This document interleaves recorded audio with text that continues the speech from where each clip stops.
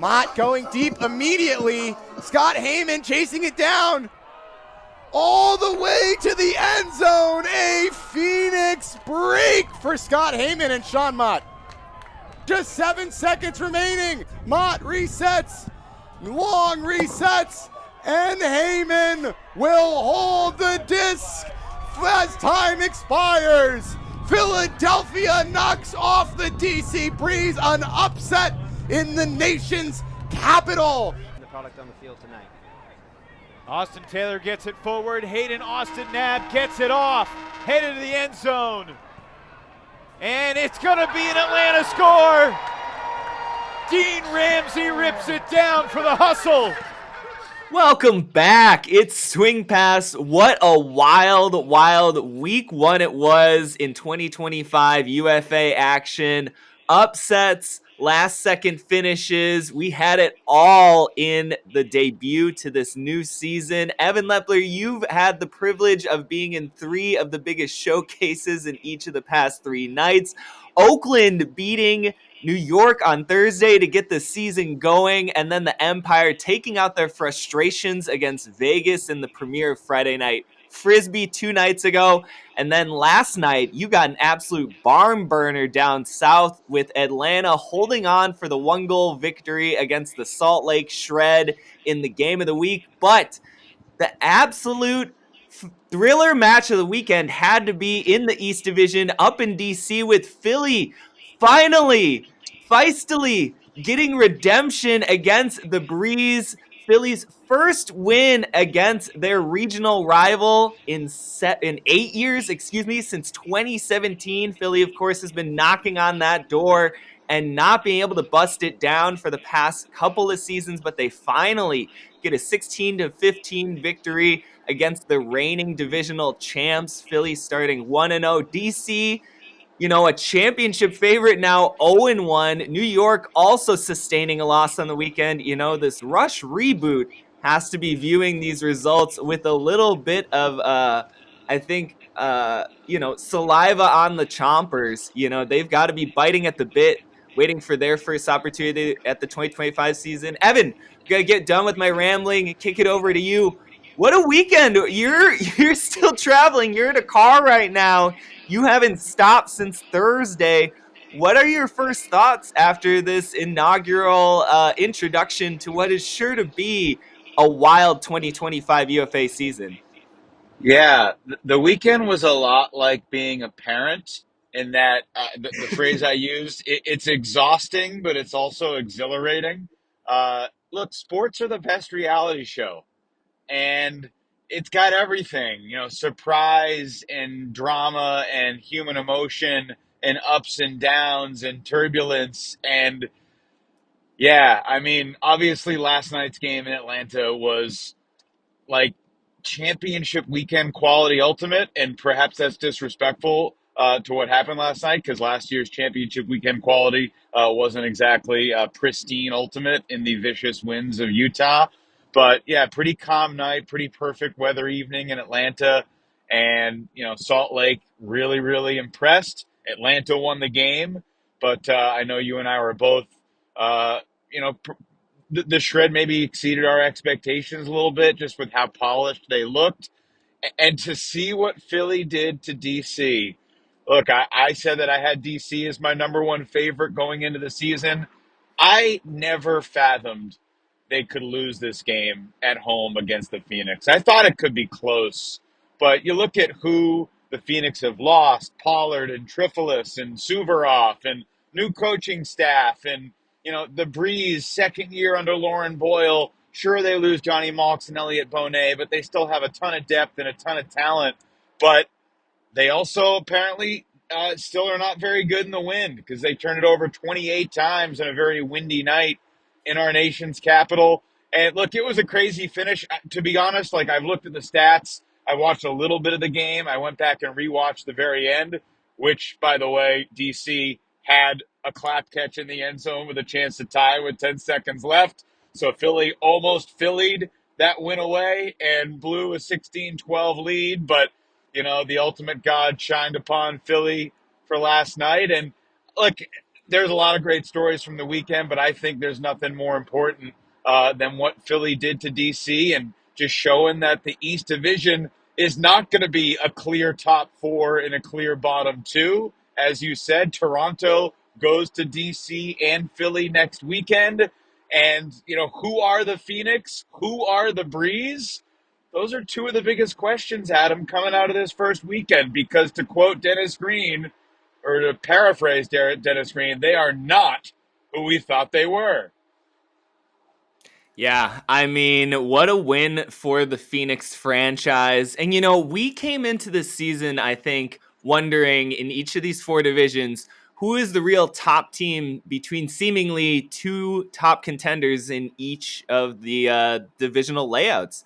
And now after this opening weekend, kind of to what you were just saying a minute ago, I'm wondering, which of these divisions doesn't go 4 deep right now? I mean, outside of the Central, there's intrigue across the entire UFA landscape at this point, especially with Oakland and Philly knocking off 2 title contenders in, ostensible upsets. I mean, I know there were some definite insider believers that the Spiders could pull off that home opener win, and ditto in Philadelphia, with their close finishes in recent seasons against the Breeze. But these are major developments in this league. These are not precedent wins or chalky by any stretch of the imagination. And now it just completely reorients, I think, the path going forward for virtually every division. We kind of, again, came into 2025 thinking that the East would be the beast of the entire landscape. And with how the West played against, New York on Thursday, and then how Salt Lake went into Atlanta last night, I mean, those are really, I think, pronounced statements for there just being more parity than we've ever seen in this league's history. Not to mention the new look Colorado Summit, clearly dispatching an inferior Oregon team. But, I haven't watched that game in its entirety yet for obvious reasons. But D-line Alex Atkins, 4 blocks, 3 assists, 37 completions, while hardly playing any offense. Like we talked in the preseason, could they move Atkins over to D? I really like that move for the Summit, assuming their offense can be efficient against the other top defenses in the West Division. I like the explosive dynamic that, Atkins can give them as a wild card on D. And yeah, other than Philly, before I saw Philly beating DC, I said to Adekale and Taylor down in Atlanta, the story of the weekend is the West Division. Because Oakland, we thought they could be good. They were better than we expected them to be. Salt Lake, we thought they might take a little bit of a step back. They still look really, really strong. And I think that, with their super young team, average age, under 25 of the players that competed last night, they're only going to get better as the season goes along. And then Colorado, you don't learn a ton from that game, but like Boston against Montreal, the Summit did what they're supposed to do. They won all 4 quarters. The game was never in doubt. They looked solid. They took care of business. So, the West Division right now, we'll see Seattle next week at home against the Oakland Spiders. And, we got that matchup each of the next 2 weekends, in fact, as they go home and home the next 2 weeks. We're only 7 games this weekend, Adam. As you know, the schedule gets crazier in the weeks ahead.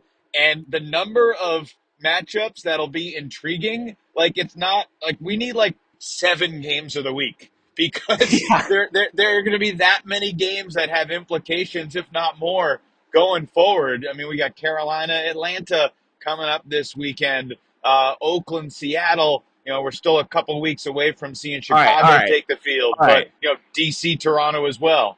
Let's pump the brakes a little bit. I mean, we can't get ahead of ourselves. To your point, this was only 7 games, and it felt like this was a little bit of a lighter affair, sort of sampling platter, an hors d'oeuvre kind of to the rest of the season. It didn't really feel like some of these other weekends that are coming up where it's just, to your point, several marquee matchups, and especially now with all of this development, in what we thought were the lower rankings of these divisional standings. I mean, it's going to be a thrill ride going forward. Yeah.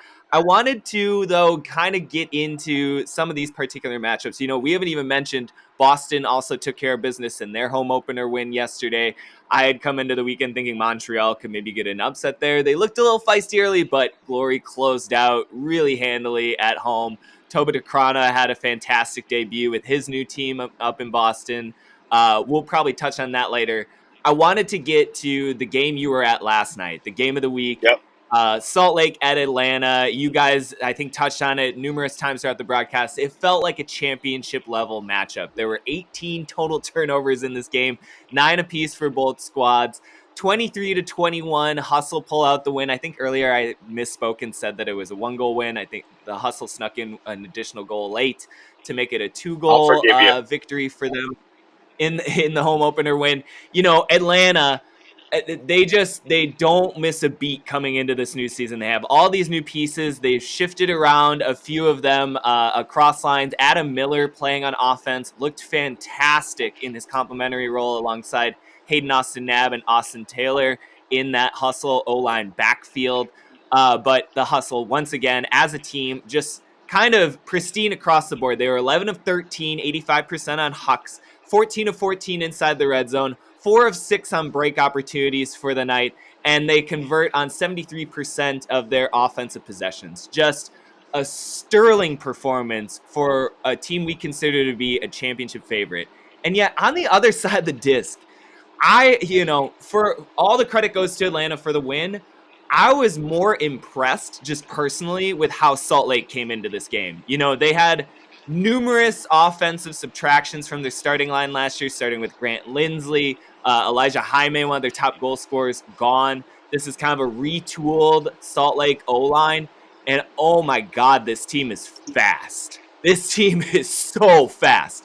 I mean, they went down into Atlanta, played one of the top defensive units in the entire league, and they hung 21 on them in, what is a debut for a lot of their offensive players. Chad Jorgensen, longtime defensive captain and all defensive selection numerous times in this league, switching over to offense and having an absolute amazing game. 28-28 from the field, 529 total yards, 7 total scores, alongside his brother McKay Jorgensen, who led everyone in this game with 758 all-purpose yards. I mean, this shred offense attacked again against a Hustle defense that seemed kind of out of position at times. I mean, I don't know. It was just one of the headline takeaways, but again, all credit to Atlanta. They just seem to have all the right pieces in their skill possessions. Hayden Austin-Knabb looks like he has kind of taken another step as we all expected him to, and is now fittingly in a full star position role. He was the one pulling the trigger on a lot of their either clutch possessions or end of quarter hucks. He completed the one to Jeremy Langdon in the second half, as well as the Dean Ramsey run. He was just stellar. What were your takeaways from last night in this game of the week thriller? Yeah, I mean, it was an awesome game. It was super fun to watch. I was really delighted to begin and end the weekend with just 2 awesome ultimate games. I mean, you threw a lot out there. Like, at one point you said Atlanta's defense looked out of position at times. Obviously, the first point of the game was a clear busted coverage, and Salt Lake scored in 16 seconds. After that, I think you're right on saying Atlanta looked out of position at times. I give the credit for that to Bryce Merrill and the Salt Lake Shred O-line. As I said on the broadcast, they played with such purpose. They had a game plan for whatever Atlanta threw at them, and their ability to break the mark and swing the disc and just be really authoritative and decisive with their throws and their cuts and their fakes. Like, that's what stood out to me most about the Salt Lake Shred, was even with all these new pieces that they're integrating on the offense, Chad Jorgensen, who you said played mostly D, Matt Rusnagel coming over and playing O, and Braden Eberhard, who hadn't played since the championship game in 2023, coming back from an ACL injury. Like, after the game, I was chatting with Jordan Kerr, and he said, yeah, Will Selfridge and Chad Jorgensen are amazing, but Braden Eberhard is like the game changer for our offense, because he's just so calm. He's the quarterback. He really helps to lead that group. And, like, look, Eberhard's been a guy that's kind of been on the fringes. He played for Boston but never really found traction. but like he and Jordan Kerr go way back to their BYU days together. And yeah, they just clicked. They just clicked really good. And I mean, the Atlanta offense that you mentioned, as good as they were, the hustle still needed a Dean Ramsey buzzer beater to beat the second quarter clock at halftime, and then the Jeremy Langdon buzzer beater at the end of the third. Without those two goals, we're going to overtime. Oh yeah. So it was a really narrow margin game. I mean, the situational ultimate from both teams in that game. So Just good. like think about where we were 5-10 years ago in this league. Like it just wasn't situational ultimate in the UFA had not developed nearly anywhere close to what we saw last night with those two really well coached teams. And yeah, it was just a delight to watch. I think the hustle O line too, like, yeah, Holzmeyer was good and Hayden Austin Nab were good and Austin Taylor were good. The rest of the O line, as you said, were new guys that hadn't played O for the hustle, whether it's Knoll, Brock, or Wilson Holiday, or Adam Miller coming over from D. Obviously, Carl Eckwurzel, a returner as well, played a handful of points and played well. But like the way the hustle offense was able to look pretty much how they looked last year when they had historically like the most efficient offense in the history of the league. And like they turn over half the personnel on the O-line and they look like kind of the same unit. Like, isn't that astonishing? They're so balanced. You know, what Tuba Bench and Jaja and the rest of that coaching staff has done with, you know, making Holzmeyer and Austin Taylor and, you know, Christian Olsen too, just veteran amongst veterans. Thank you for mentioning Christian. I apologize, Christian, for forgetting your name there for a moment.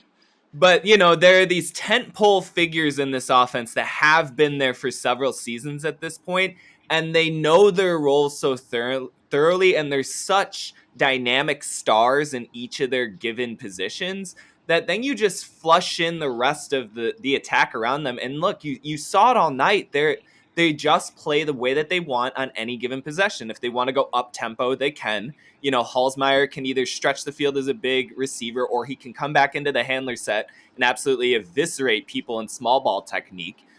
You've got Adam Miller now, another squirrely guy who adds a lefty dimension to this offensive attack in complement with Austin Taylor's and Hayden Austin Nab's hucking.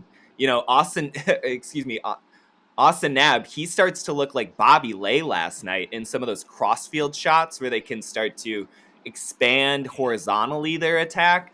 I mean, with all due respect to Bobby Lay, he could never get up the way Austin Nab got up a couple times. Well, I mean, Austin Nab is one of the most dynamic athletes too in the South Division, if not the league as a whole. And he showcased that a couple times, getting up, you know, for that big goal early. And then one time he skied out in the handler set to maintain possession, just absolutely, you know, vert testing his defenders. But, you know, getting back to the point about this Atlanta offense, they just do what they want. They're so balanced and they cycle so well between positions. You saw a couple times last night, Adam Miller and Austin Taylor just getting basically freebie goals in the deep space because they had just continued out of that handler space and reset into deep space, finding open opportunity downfield. I mean, this Atlanta team knows exactly what it wants, when it wants it, and how to get there. And it's up to these defenses to figure out how to throw a monkey wrench into any scenario. To your point, this situational awareness of this Atlanta team is just flawless. And they're so rhythmic in knowing how to get to their spots that you don't even notice it sometimes when they're transitioning from, you know, fast break, stretching it out, Brett Holzmeyer's catching it ahead of the pack to, oh, now they're initiating their red zone look. And now you've got to figure out how to stop break throws from Austin Taylor. And it's just, you know, Christian Olsen, again, sneaking out of the back of the pack and finding just wide open spaces in a front cone look. They get whatever they want because they just know how to play with each other so well, and they've got stars in every position that they want. It's awesome to watch. I mean, they're to your point, the stats are bearing it out. They're one of the best offenses ever, and they're such a joy to consume as like a spectator. You know, it's a really fun attack. And then on the flip side, you have this Salt Lake team that just seems to be on a nitrous boost the entire game. You know, when that handler set, the new school handler set of like the Jorgesens and Will Selfridge start doing their swirl technique around the end zone in red zone looks, I mean, good luck keeping up with that attack.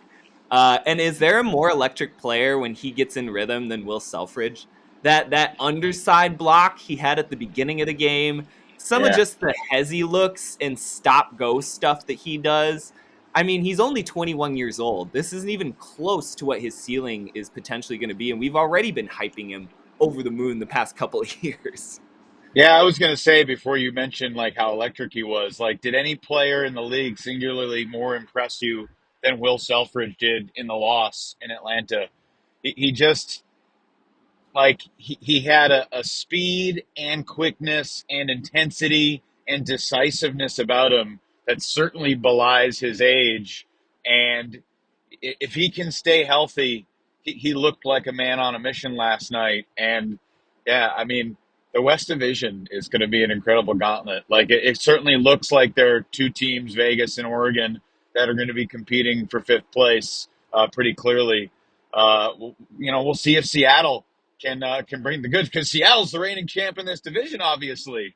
But Right. Oakland, Colorado, and Salt Lake certainly had championship looks to them as well. And one of those teams, Adam, is not even going to make the playoffs a dozen weeks from now when the regular season's all said and done. So, yeah, the experience of the hustle backfield, and you mentioned Christian Olsen, Austin Taylor, like the way those guys handle tricky situations, because Salt Lake was throwing all the bag of defensive tricks at him. Like that's what stood Oh out yeah. to me too. Early in the game, like the shred didn't show the same defensive look twice in the first 5, 6, 7 points. And whatever Merrill's defense threw, Atlanta like looked, processed, and handled it. And I think at times, like their O line didn't look as smooth as the Shreds O line. And I think part of that was just the fact that, the Shred defense was throwing different looks, but it still didn't create that many turns or breaks because of Olsen and Taylor and their UFA instincts of how to handle the double team. Obviously Holzmeyer can throw through any double team, and like we're seeing Austin Nab grow up. It's just cool to watch guys like figuring out efficiency to a higher level than we've seen before. And that's really, one of the big stories from last night's game. And yeah, would I be sad if we got a hustle shred in a semifinal at Brees Stevens Field 4 months from now? No, not at all. I would not be sad to see those teams go head to head again because obviously they're going to be different teams in a few months. But yeah, Atlanta's got a pretty good swagger, particularly for a team that lost heartbreakers in the playoffs each of the past 2 years. Like Tuba told me after the game that in the locker room they celebrated like they just won a championship because that's like one of their themes this year, to celebrate and enjoy every moment. I'm like, so what was it like in the locker room? He's like, I was dancing, the whole team was dancing. There'll probably be some footage coming out of it. Like we're playing with joy, and we're going to do that every single week. And I've said before in the pod, I think they have the toughest schedule in the history of the league. Hello, Carolina. Thank you for your win against Salt Lake. Now get ready for the Flyers, who last time they went to Atlanta, they broke a bunch of hearts. So I'm already really excited to see that game and to see how the Flyers look. And Brett Holzmeyer told me after the game, like, yeah, it's going to be fun. And the Flyers are a very different defensive challenge than the Shred. Like, whereas Salt Lake, created these double teams in tricky situations, like they expect Carolina like to just play a lot more man and to like lock up reset handlers and just to create more different types of pressure. So that's one of the fun things too about the league. Like, different teams put different pressure points on other opponents, and no team is going to feel that more than the Atlanta hustle early in the season and really all season long. Yeah. No, that's great news about Atlanta celebrating the small stuff. I do have one note in this, whole game analysis. And it did stand out when I was going through and watching the film this morning. Atlanta had just 2 blocks in that game. A Yep. lot of the Salt Lake offensive errors were self-inflicted. And again, that was kind of a debut of a new unit. It is interesting to just see how subtle the margins are becoming in these top matchups between these teams. Because again, Atlanta coming out with a really impressive 23-21 win, but Shred were pumping all night. And I wanted to touch back again. You mentioned Braden Eberhardt earlier. He was somebody that head coach Bryce Merrill had earmarked when he was healthy a couple seasons ago as being so instrumental on their defensive counterattack for anchoring that. So it's interesting to see Eberhardt get a more expanded role in that offense, facilitating this just super fast, super dynamic new Shred offense. Can't wait to see it against Oakland for the first time. I feel like that's going to be a 30-30 game, given how these two teams like to play and given the kind of offensive playmakers on both sides of the disc there. But yeah, we'll have to prepare for that one. Let's get to the Philly win. Again, they hold on 16-15 in DC, ending an 8-year drought against the Breeze. Philly now 1-0 on the year. One of the first times in the last couple seasons they've gotten a win to start their year. Does this change the East Division outlook? I don't want to put too much of an emphasis on single game results at this point in the year, but this is a pretty generational win for a Phoenix team that's been hunting for the past few years. They make the playoffs in 2022, ending a multi-year drought, but they've gone, without much in the way of notable wins the past couple years. I don't believe that they have a win against a team with the winning record since 2022. And so what do you put behind this win on the road against a DC team coming off of a championship weekend performance and now 0-2 in their last 2 games dating back to last season? Adam, you and I were arguing before we started recording.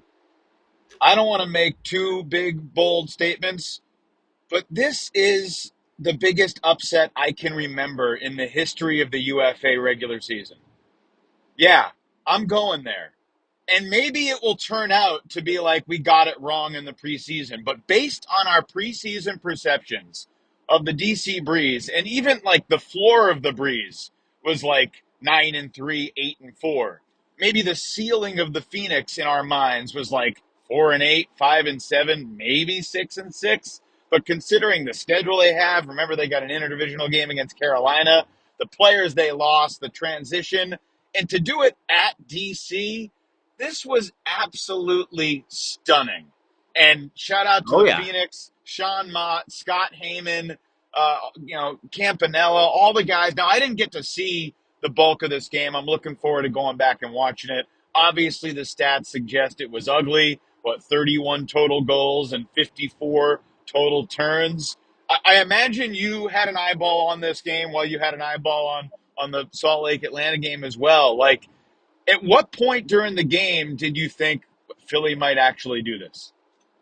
At no point. I mean, we've seen this scenario play out way too many times over the past couple of years. I mean, the game at DC in week 4 last regular season was very similar. Phoenix had a lead until extremely late and then had some unforced errors near their own end zone, conceded some goals, and it was another DC thrilling, snatching victory from the jaws of defeat sort of moment for the Breeze. And so I was just kind of anticipating that again. And again, Phoenix had a 16-12 lead late in this one. They surrendered 3 straight goals. Almost looks like 4 for DC to tie it up, but the Phoenix eventually, thankfully, hold on for the W. This Phoenix team, they are so interesting, right? Like, I think we almost felt like there was some Ewing theory potential, harkening back to the Bill Simmons reference of the Knicks becoming better after Patrick Ewing retired. That's kind of how it almost felt coming into this season with the Phoenix moving on from some of their own franchise legends.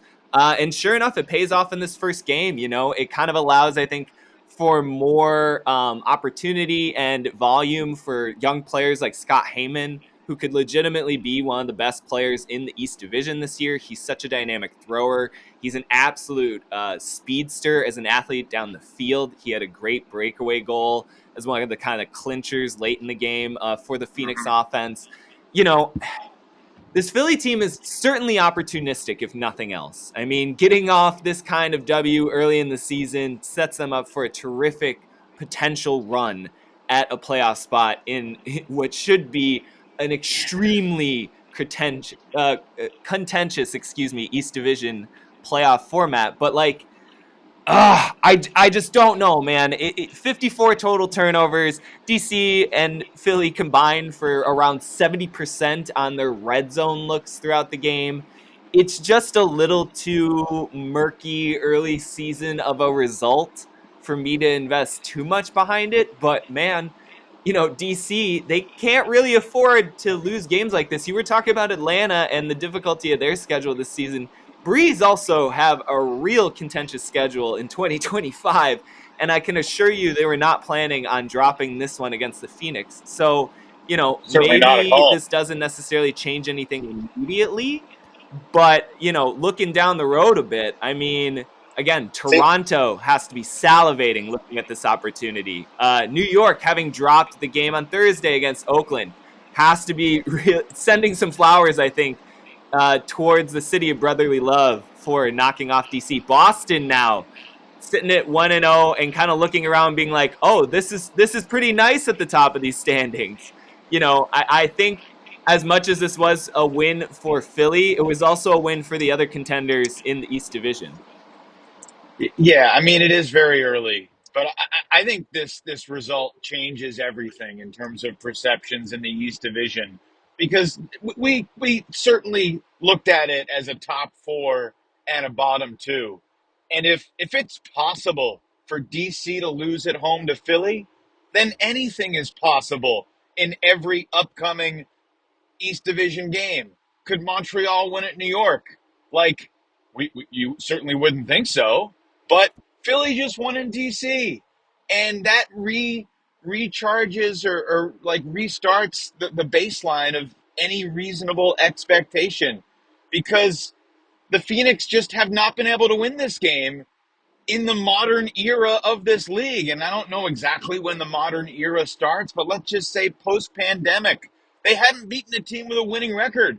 And maybe this DC team will end up finishing 5-7, but that would be stunning considering how many straight double-digit win seasons and just how strong of a foundation that franchise has. What again, you saw more of the game than I did. What did you think of the Breeze? Like, where did they trip up, and why, aside from the win maybe, did they struggle the way they did and only score 12 goals before the late push at the end? I mean, it's this befuddling thing that's happening to their greatest rival in New York, too, right? Like, they've been kind of contending and defining each of their team's successes off of one another. And both DC and New York, as franchises, have really developed this sort of mistake-free but low possession style of ultimate, where when there's tough conditions or they're not performing at optimal efficiency on offense, suddenly the margins are too thin against lower opponents, and it allows for these opportunities at an upset. You look at DC, they attempt 2 hucks in this game. I'm not saying they needed to, test the wins once again, as they failed to do in their semifinals loss last year too, Right. against Minnesota, but like, the inability for New York and DC to add any kind of vertical dimension to their offensive attacks just makes them fundamentally conservative, where if they do have, some outsized number of turnovers in the backfield or things aren't clicking, there's no way for them to really dig out of these self-made dishes where they can't get the ball going, like they can't really sustain any sort of productive movement on the field. They're kind of caught up in this grinding to a halt, small ball style of offense that just, it's not leading to any kind of scoring outcome, right? Like, they have tons of passes, it gets a lot of people involved, but they're not able to get more than 15 goals at home. Like, it's just, it's problematic at this point. It works as a style really well, I think, in playoff level conditions where you're just needing to minimize the total number of possessions in a game and kind of make it into a grind out style affair. But in these more open regular season matchups, it just feels like there's an absolute glass ceiling to what their scoring potential could be. I mean, when is kind of the last time that DC's offense just exploded on somebody? They've had high scoring affairs last season, but that was often due to a bunch of breaks from the Breeze D line. Like, Right. there's just, for all the talent, there isn't an explosiveness right now to the DC attack.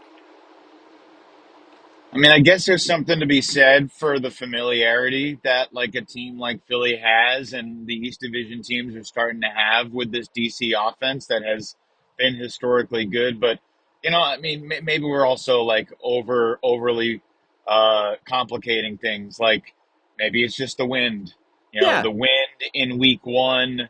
But despite that, it is still stunning because they've played in wind before and handled those conditions well. And, the fact that the fact that they were down pretty much the whole game and like never made a run, and David Brandolph and Bill Maroon and the entire Phoenix, like congratulations to them, because yeah, that again, sports is the best reality show. As I said at the beginning, no one outside of Philly and maybe even inside of Philly believed that they could win this game. And, as I said at the front, that like they almost blew it, but they hung on and they got the results. And yeah, I mean, among all the intriguing games coming up, like how does DC respond against Toronto in the Rush's debut? And how does Philly respond? Like, can Philly back this up? Right. Like, if Philly's a true contender, they back this up and play really well at home against Toronto. They don't even need to win the game. They just need to play well. Yeah, I already can't wait for week 2. Aside from Heyman and Mott, did anybody else on Philly like really surprise you or, come out of nowhere and step up and really help them as a game changer against the Breeze last night, in your opinion? I mean, Tober's ability to go 21-21 from the field and not commit any turnovers other than a drop for the Philly offense, I think, was highly instrumental in their win. Again, you talk about the amount of O-line turnover they had from 2024 to 2025 and kind of that lacking complementary thrower, Swiss Army knife piece in their offense that can operate, sort of alongside Sean Mott is not necessarily somebody anchored in the backfield, but somebody who connects their movement as they move upfield. I thought he was really great for the Philly attack. Again, no throwaways in a night that featured 54 total turnovers is a really good stat. Matt Hanna, another longtime Philly veteran, I thought he was great for just his opportunism and ability to get open and keep that offense moving. Again, you talk about them missing some pieces.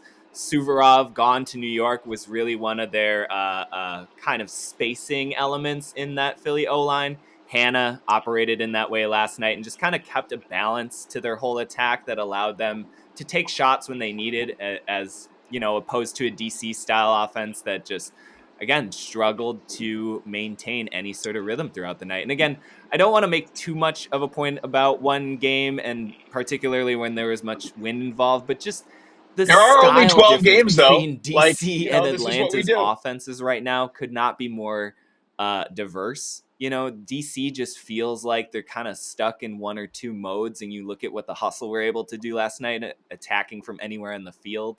There's just something that I think needs to develop about DC, even in these windy conditions, where they can do more than just grind out machine-like possessions from the handler sets.